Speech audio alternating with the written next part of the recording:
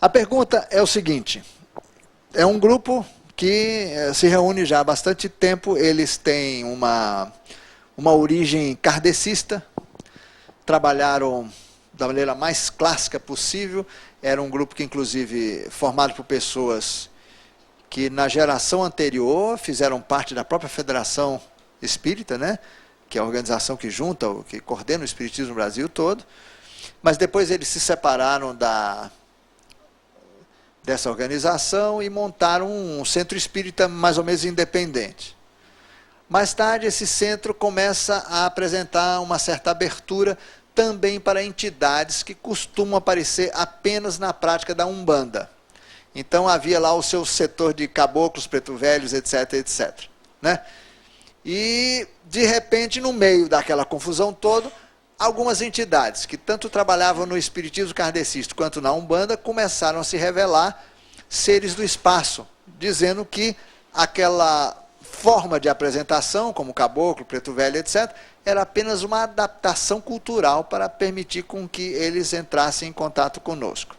Até aí esse grupo não fez pergunta nenhuma, apenas explicou, estava maravilhado pelo fato de eu haver feito referência a isso através das fitas, e que eles ficaram surpresos, eles achavam que aquilo era um fenômeno que estava acontecendo apenas com eles, e agora eles descobriram que realmente os espaciais estão por trás de praticamente toda a atividade mediúnica no mundo, tanto espaciais semelhantes a nós, quanto outros espaciais, menores, e algumas criaturas bastante diferentes também, máquinas, eles já receberam comunicações de máquinas também.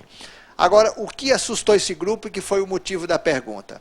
Foi o seguinte, de que eles notaram que algumas comunicações estão acontecendo com seres com os quais eles não têm tido muita afinidade vibratória, eles estão meio preocupados.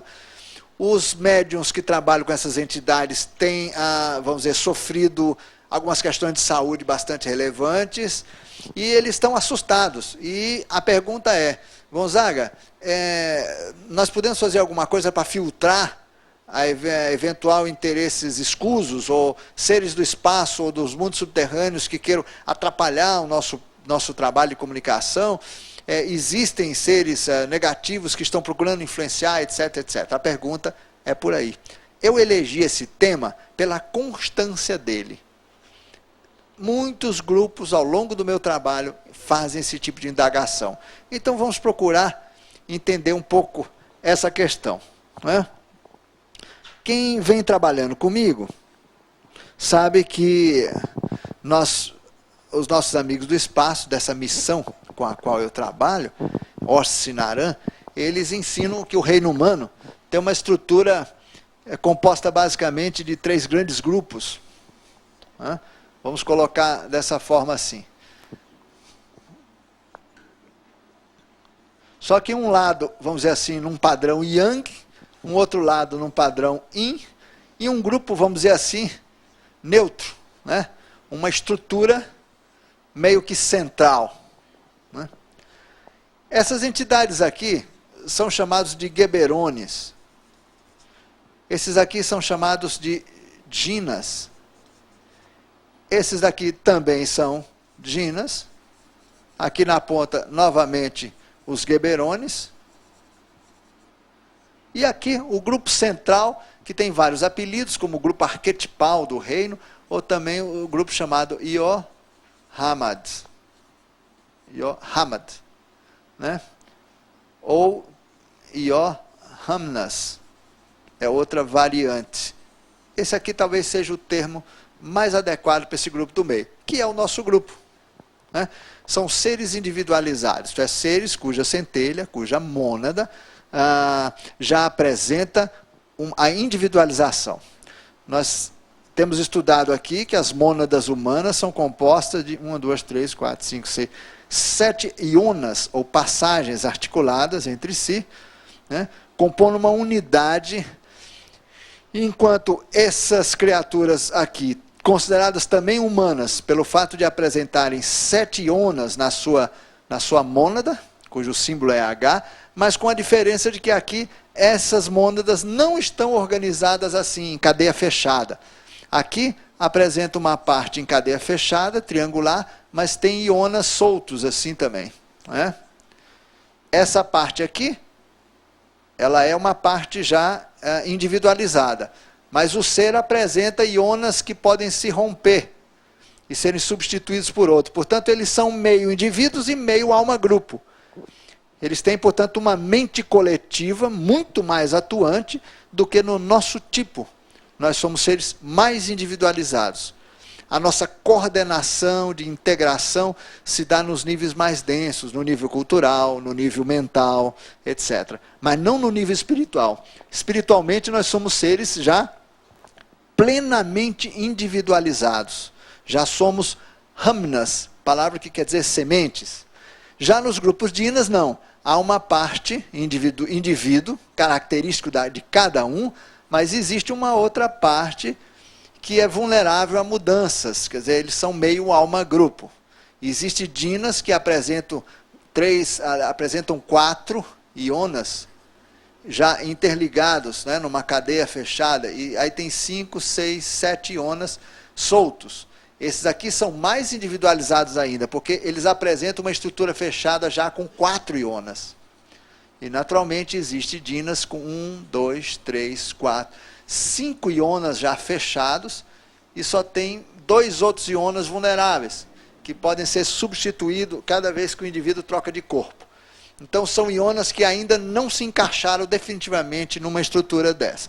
Isso aqui, gente, para os que estão chegando agora, é equivalente à palavra espírito, né? Espírito, centelha, mônada, há muitos nomes. Os ETs dão outros nomes, mas não importa, os nomes que eles dão, são bem complicados.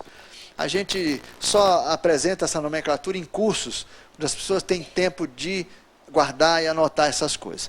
Mas, então, isso aqui nós estamos falando da centelha, do ser propriamente dito, né? Então, nós todos somos seres que já apresentamos 7 íonas em cadeia fechada.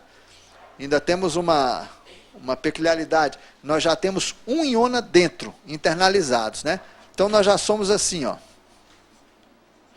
6 e 7. Quer dizer, portanto, já temos 1 íona internalizado. Ele é o íona equivalente ao chakra cardíaco. É o integrador, aquele que nos integraliza de alguma forma, né, como um ser que já procura caminhos de ordem mais elaborados ainda, porque com o tempo nós internalizaremos outro íona, depois um terceiro e assim por diante. Bom, mas esses dinas então têm essas características.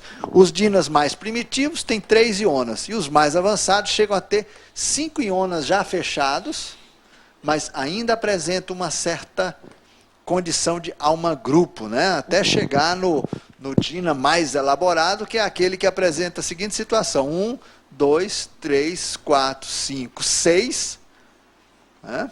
6 íonas como a cadeia fechada, mas tem umzinho ainda disputando uma oportunidade para entrar, e que é um íona vulnerável, quer dizer, ele pode ser destacado e outro ocupar aquela posição, ou qualquer dessas outras posições disponíveis.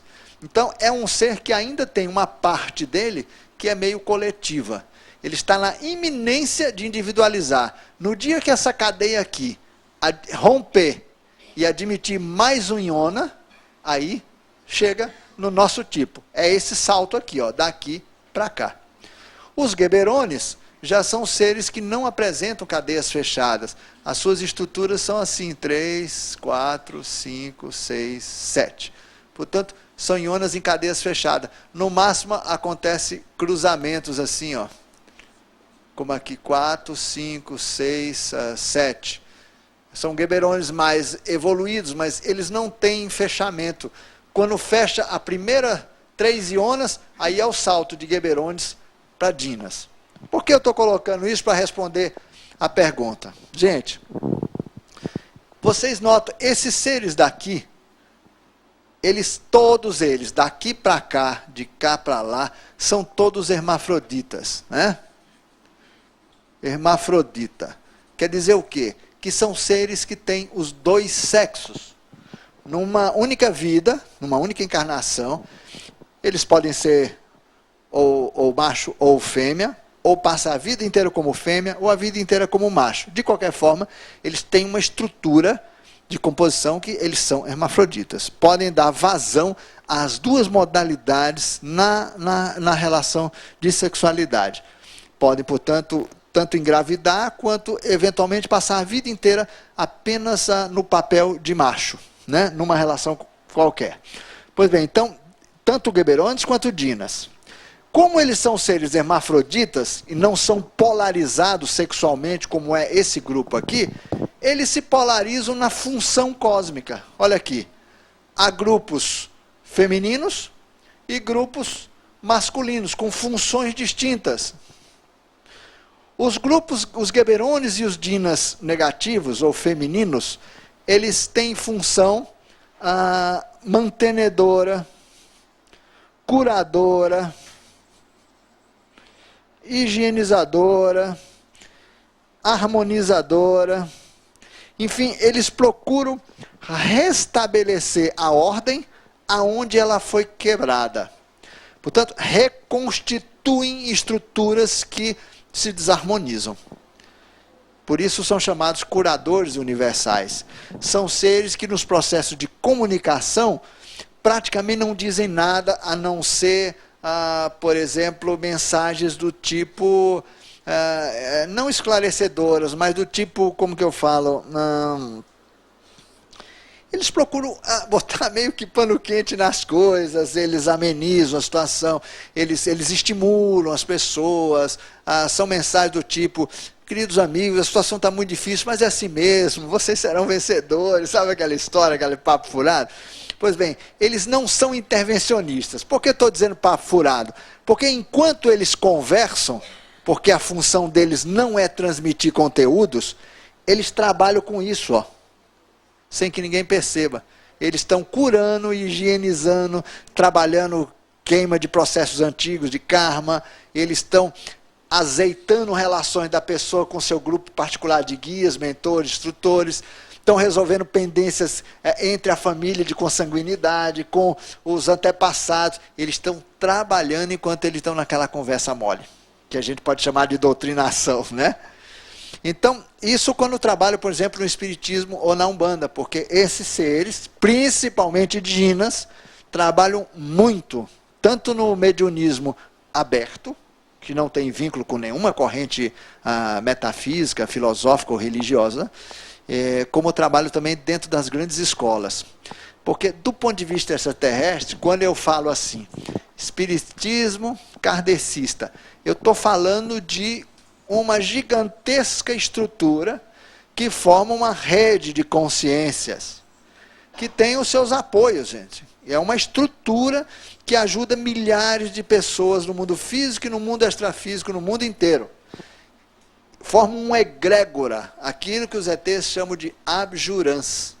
Abjurãs quer dizer redes de consciência, consciências que se interligam por afinidade, formando uma cadeia de relacionamentos que trabalha muito nos níveis sutis, através de sonhos, mas que no nível físico parece uma organização, enfim, como outra qualquer. Uma religião, como a tradição kardecista, por exemplo, o Espiritismo. É uma grande organização que tem adeptos no mundo inteiro, o Brasil tem uma grande quantidade deles, formam um abjurã específico. Agora, para os espaciais atuarem dentro de uma estrutura dessa daqui, eles não precisam entrar na estrutura. Eles chegam fora, contactam com o apoio dessa estrutura, que comunica para o sistema na linguagem do sistema. Portanto, os espaciais se valem, muitas vezes, de entidades intermediárias para se comunicar com o interior dessa rede de consciência. Isso aqui é que é a atividade mediúnica. Muitas entidades se comunicam com essa estrutura através de intermediários. Esses grupos de apoio, que podem ser desencarnados ou podem ser humanos que não têm corpo físico, que nós vamos ter que falar deles aqui para completar essa resposta. Então, veja bem, gente, esses grupos se polarizam, Yang, Yin, na função cósmica. Esses são regeneradores, curadores, eles são seres muito mais voltados a restabelecer padrões que foram quebrados, desarmonias, do que propriamente intervir para mudar a ordem das coisas. Esses daqui não. Esses daqui são intervencionistas. Esses aqui não sequestram, esses sequestram. Esses camaradas aqui, quando entram numa estrutura dessa daqui, normalmente é para fracionar essa estrutura, não com finalidade destrutiva, mas para fazer com que esse grande sistema aqui, que está apresentando um grupo aqui dentro, especial, diferenciado, que amadureceu em relação aos interesses do grupo todo, e que precisa ser sacado fora, para se transformar, ser a célula máter de um outro abjurã mais esclarecido do que o anterior. Nota que é uma atitude de intervenção. Muitas vezes um grupo se racha, se quebra, e todo mundo fala, porque forças negativas destruíram. Não, gente, nem sempre. Na verdade, a maior parte das cisões acontecidas em grupo é para que as pessoas que estão forçando a barra para estar junto, e não devem estar, construam ou participem de outras redes de consciência. Muitas vezes os encontros de pessoas são provisórios. Pega-se, vem se buscar informação, aprender alguma coisa, amadurecer, e depois cada um vai para o seu lado. E nós temos aqui na Terra uma tendência a achar que isso é sempre negativo. E não é sempre. Muito raramente, por sinal. Normalmente, as situações negativas ocorrem muito mais por questões de personalidade, de pessoas com imaturas, com incapacidade... Ego, é o que eles chamam de ego, do que propriamente intervenção espiritual ou de outro nível, sei lá, as coisas não são bem assim. Há muita intervenção para salvar conteúdos que estão estabilizados. Nunca a Umbanda, vamos ver a história da Umbanda. Tem muita gente que tem preconceito, até quando eu falo de Umbanda. Gente, a Umbanda é uma escola incrível.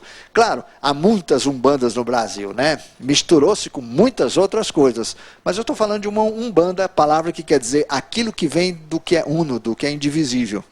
Umbanda, de uma banda só, se você quiser traduzir assim. Pois bem, a Umbanda nasceu por causa do elitismo que estava tomando conta do espiritismo kardecista no Brasil na época que ela nasceu. Ela nasceu meio que simultaneamente em Niterói e em Santos. Por quê? Porque o espiritismo, querendo competir com a Igreja Católica, começou a querer circular apenas na turma de alta cúpula.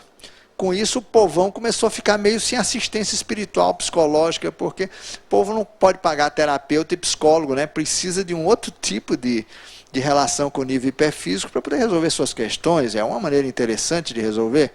Pois bem, então... De repente, um médium, pobre coitado, que nem sabia o que estava acontecendo com ele, começou a intermediar uns espíritos que se diziam espíritos de pretos, depois de caboclos da mata, depois de índios, depois disso, depois daquilo. O que vocês notam que são essas personalidades? Vocês percebem que preto velho, índio, caboclo, criança, boiadeiro, não sei o que mais, são todos arquétipos de sabedoria popular? Aqui o Jung daria um show, né? São seres que a nossa cultura admite como tendo uma sabedoria particular. O homem da floresta, a sabedoria do índio, a sabedoria infantil e ingênua de uma criança, a sabedoria de um preto velho escravo, sofrido, né? Então você vê, são fachadas que permitem veicular determinados conteúdos aproveitando dos elementos culturais inerentes a essas categorias aqui, aqueles arquétipos de sabedoria popular. E tanto os seres hiperfísicos quanto espaciais, que são seres físicos, como nós somos físicos, se valem dessas estruturas aqui para transmitir informações, para entrar. Então, eu conheço e participei de muitas reuniões de centros espíritas que estavam querendo expulsar o capeta lá de dentro, porque tinham uns seres pequenininhos, orelhudos, e uns cabeludos, e uns seres estranhos aparecendo na sessão e bagunçando o colete dos médiuns. Eu falei, gente, isso aí não é gente ruim, não. São seres humanos de outro sistema. Aí eu tive que construir uma cosmogonia nova para eles entenderem o que é que estava acontecendo. Aí eles viram que a cisão era boa, porque tinha um monte de gente que não ia acompanhar aquilo, de jeito nenhum, não estava preparada, mas tinha um grupinho que ia acabar arrumando uma encrenca lá dentro, porque o centro não dava espaço para que eles acontecessem dentro do centro. Então eles criaram um grupo à parte, mantiveram o intercâmbio e tudo resolveu-se, né? Então nós temos que entender que a natureza, quando ela tem assim um organismo muito grande e começa a aparecer situações dentro divergentes, ela costuma coordenar aquilo para criar uma nucleação diferenciada que depois vira semente de uma outra estrutura. Assim caminham os sistemas evolutivos, né? Sempre uma nucleação que se diferencia e vira o começo de uma outra estrutura, que vai receber também a sua estrutura de apoio. De vez em quando, um indivíduo daqui pula para cá. Alguém, às vezes, arrependido, sai daqui e volta para cá. Isso assim acontece, né? E depois, aqui dentro também, vão aparecer outros núcleos que, por sua vez, vão ser semente de outras estruturas. E existem indivíduos que não se encaixam em nada disso, que podem pensar um pouco daqui, um pouco daqui, um pouco de lá, daqui, mas não pertence mais a nenhum egrégora desse. Ele entra num outro egrégora aberto, de uma rede de consciência planetária, que os indivíduos não fazem parte mais de organizações algumas, são independentes, guiam-se pelo próprio faro, né? Vão sem vinculação com nenhum tipo de organização. Hoje o Brasil já tem muitos excelentes médiuns, canais, que não são vinculados a nenhuma escola filosófica específica, são médiuns independentes. Eles servem de aparelhos de comunicação para inteligências bastante elaboradas, avançadas, e que não estão mais vinculados a essas estruturas, né? Essas estruturas são úteis para uma grande quantidade de gente, mas começa a haver pessoas que já estão num nível tal de entendimento, de busca, que não cabe mais nas estruturas, né? Sem citar nomes, eu fui dar uma palestra numa escola iniciática, comum, conhecida, e as pessoas ficaram assustadas, sabe com o quê? Que eu falo de um monte de coisa que dentro da escola deles só fica sabendo quem já está num nível muito, né? Eu falei, pois é, você vê como é que são as coisas, é isso aqui, né? Se a escola se fecha e o indivíduo não percebe que ele já está querendo outro nível de informação, ele permanece prisioneiro ali dentro. Ele tem que ter a coragem, a audácia de cair fora e procurar o seu time, por afinidade. Assim, ele pode progredir muito mais rápido e, de uma certa forma, participar de uma maneira muito mais consciente de organismos ou de grupos, ou de pequenos, às vezes, de grupos de pessoas que já estão trabalhando muito na frente, sem ter que criar problema com a sua escola. Se alguém, gente, não está se dando bem num grupo, não condene o grupo. Deixe o grupo continuar como ele é, porque a maior parte daquelas pessoas precisam daquilo. Caia fora e desenvolva outro trabalho. Não importa os nomes, os títulos, as organizações, nada. O que importa é o avanço das pessoas, os avanços de consciência. Isso é super importante. Bom, mas a pergunta que o grupo fazia, eles não entendiam o comportamento desses seres aqui que eu precisei explicar para eles que existe, que são seres que dividem, que jogam semente de coisas novas. Por exemplo, pega um camarada, o caso deles, um sujeito que tinha umas ideias estranhas a respeito de umas comunicações, que recebia umas mensagens super esquisitas, que modificavam fórmula de remédios, um monte de coisa que eles lá não queriam nem saber o que era. E esse rapaz queria ser aceito pelo grupo, porque ele amava aquele grupo, porque o pai dele, a mãe dele, todo mundo fazia parte do grupo. Ele não queria, portanto, sair de dentro daquele que queria que o grupo absorvesse aquelas novidades que ele trazia. E aquilo estava desarmonizando no grupo. As entidades que ele recebia começaram a duvidar dele como médium, porque achavam muito esquisito aquilo. Onde já se viu isso? Não, meu Deus, negócio de terra, mundo subterrâneo, não, isso é um absurdo, isso não está no Kardec. Kardec não fala disso. Não, extraterrestre, não. Kardec disse que há muitas moradas, muitos mundos habitados, mas esse negócio de escovador é besteira, coisa de maluco. Quer dizer, o grupo não estava preparado nem para a existência dos OVNIs. Que condição tinha esse sujeito de querer modificar a cabeça do grupo inteiro?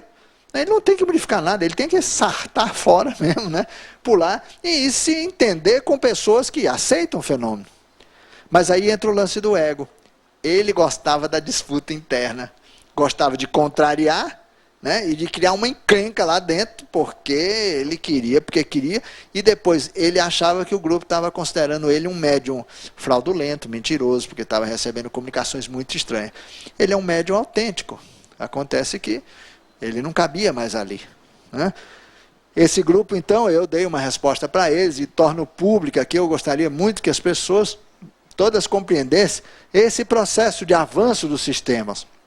E que esses seres aqui, muitas vezes, ao trabalharem no campo psicomediúnico, apresentam comportamentos, às vezes, muito estranhos, que visam seccionar mesmo, estabelecer um novo padrão de organização.